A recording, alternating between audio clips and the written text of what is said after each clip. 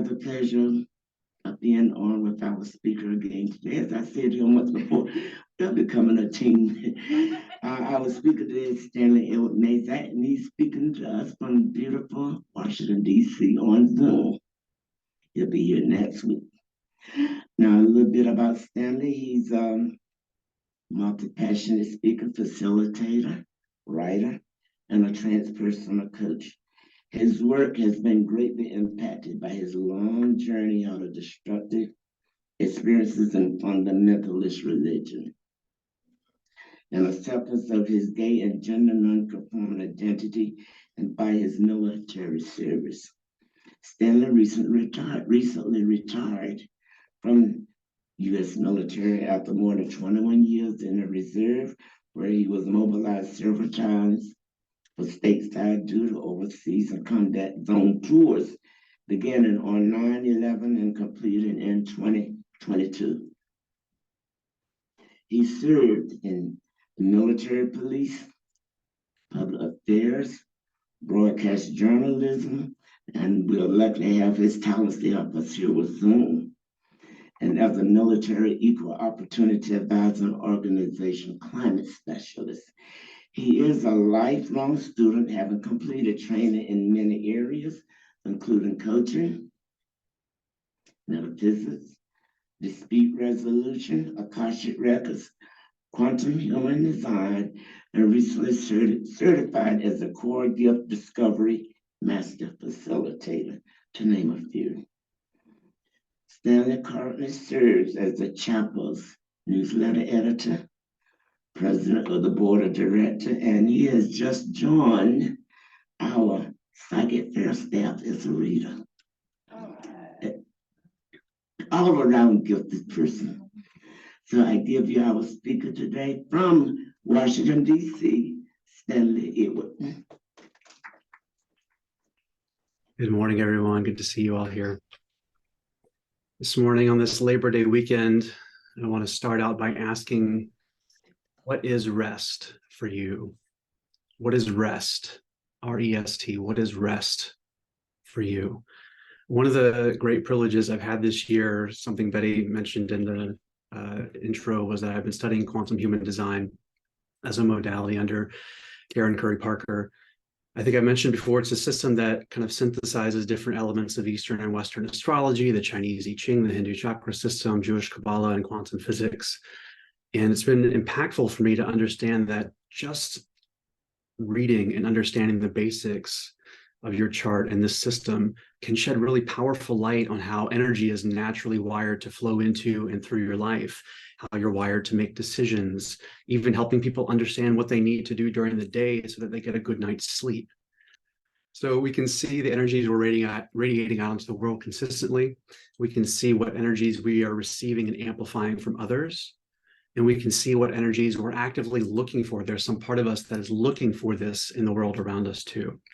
And none of this is, one of the things I love about it is it's not out of a need to label people or label other people, label ourselves, but to really play and experiment and have different levels of experiences of our lives that can help us in things that are both spiritual and non-physical, but things that are also mundane and impact our day-to-day lives and steps. But one of the most valuable things I personally received over the last several months from this work and some other work I've been doing is just a deeper understanding of how different we all are, of how beautifully diverse we are at all levels, because we're all unique features of this tapestry of humanity and of our planet. And along with that, I gotten more clarity about just how much some of the predominant messages in society to us can be, there's just this one way to do it. You do it this way or you do it this way, but this is the right way. And we know it's never just two options. There's always more than that. But even more so, there's always there can be this feeling that there's one specific way to do things. And if we do it differently, we're wrong or off track or not as good as everybody else or all of that. I mean, there's popular advice on how to make decisions, how to set goals, how much sleep we all need as human beings, or even how we're supposed to meditate. Things that could be accurate for a lot of people, or maybe even most people, but not everyone. And so what happens when you're part of the 30% of people that the advice for the 70% doesn't work for? What happens when you're in that group that everybody says you're supposed to do this, but I can't do this, or I don't want to do this, I have no desire to do this? What happens? So one of the reasons I love coaching so much as a modality is just like my approach to ministry and supporting people spiritually, is that each individual person is the expert on their own life. You are the expert on you. Nobody knows you better than you. And so that's beautiful and can be really empowering and wonderful to hear and remember. But sometimes we have a lot of societal stuff to work through in order to be able to really embody that. Because if I know that I'm the expert on me, but I've got all of these years and decades of messages telling me that the stuff under the surface is not right or is wrong somehow, then I've sometimes got to sort through that before I can really fully embody that inner wisdom that I have. It might be harder for me to remember that I'm the expert on me when I need to remember it most. One of the things we have to remember is that the wisdom and the ways that we uncover from within ourselves, when they align with our unique purposes and gifts and calling, whatever that might look like, are going to be different from the mainstream or different from what some people or most people do. So on this Labor Day weekend, one of the questions I want to ask you is, what does rest look like for you? Is it a blanket on a chair on a beach with nothing but sun, sand, and waves, just sitting and enjoying the nature around you?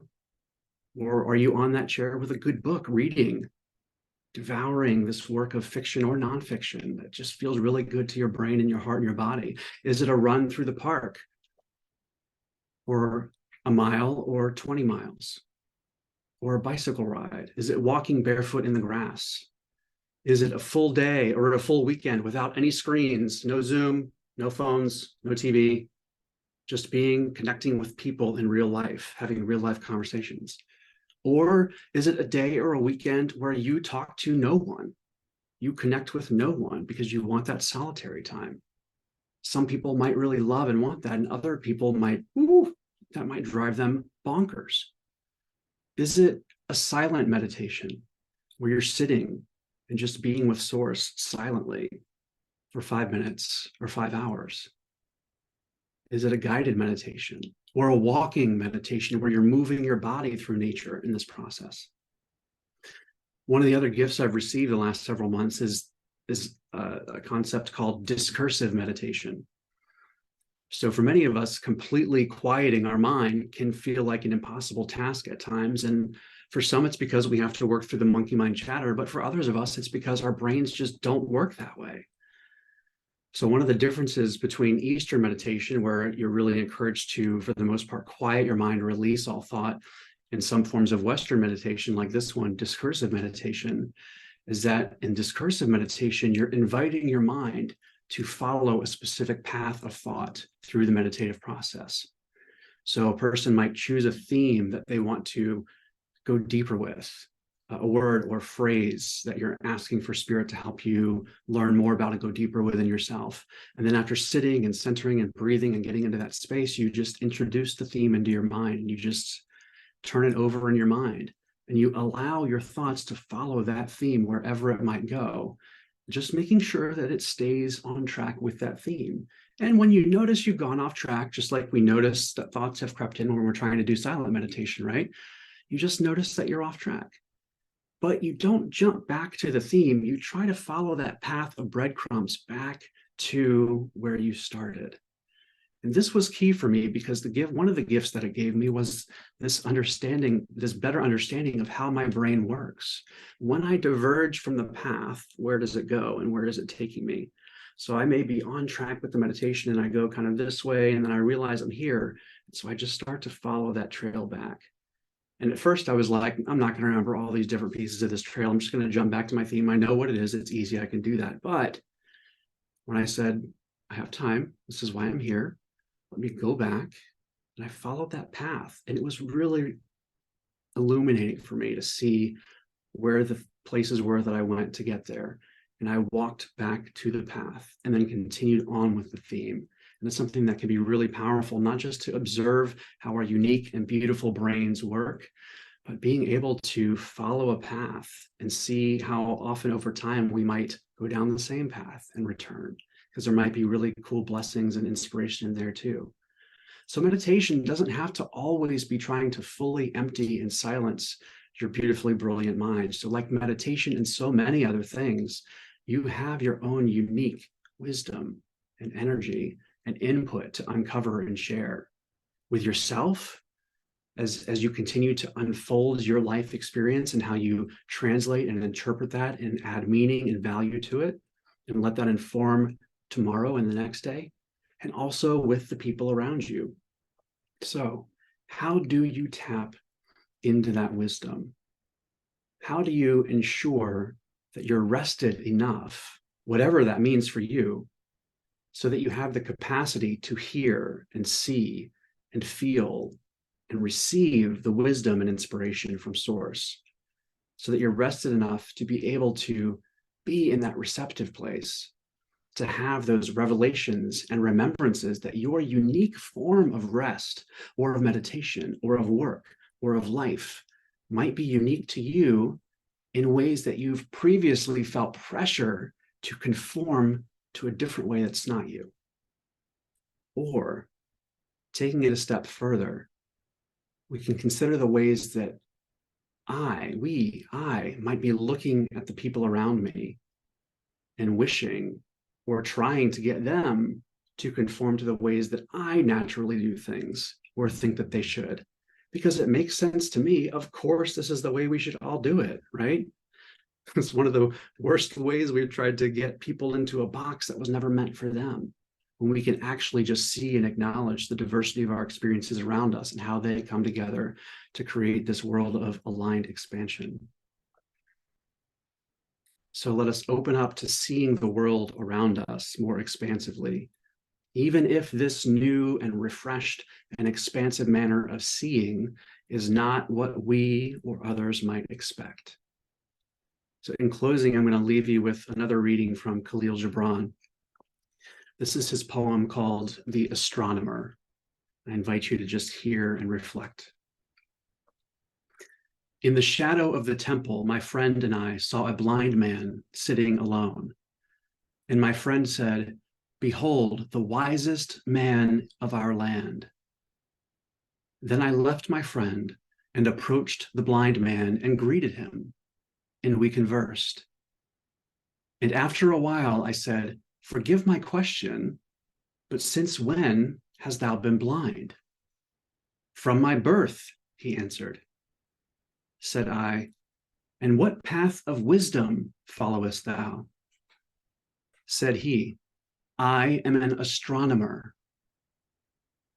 Then he placed his hand upon his breast, saying, "I watch all these suns and moons and stars." May we each learn to watch all these suns and moons and stars within. Amen.